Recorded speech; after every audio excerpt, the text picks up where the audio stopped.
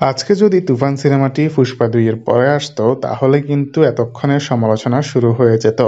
কারণ ইতিমধ্যেই আমরা পুষ্পা ২ এর ট্রেলারটি উপভোগ করেছি এবং সেখানে আল্লু অর্জুন তুফানের ডায়লগকেই কপি করেছে। আসলে মাস অ্যাকশন ফিল্মে এই ডায়লগগুলো কপি বললে চলে না। যাদের মাথায় হালকা হলেও গুঁড়ো আছে তারা বুঝতে পারে। কারণ এসব ডায়লগ সচরাচর সব সিনেমাতে দেখা যায়। তুফানে শাকিব খান বলেছিল, বাশির ভাই didn't know that I will play in international level one day. আজকে কিন্তু পুষ্পা ২ এর ট্রেলারে আল্লু অর্জুনকে বলতে দেখেছি, did you think Pushpa a national level player? No, international. দুইটাই কিন্তু সিমিলার।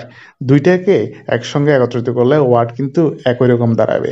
সুতরাং এখানে এসব মাস ফিল্মে কপি বলে চালিয়ে দিলে হবে না। কিন্তু শাকিব খানের হেটার্সরা বাংলাদেশে বেশি একটু উথাল পাতাল করে শাকিবের কোনো সিনেমা নিয়ে ছোটখাটো খুদ দেখতে ব্যস্ত থাকে।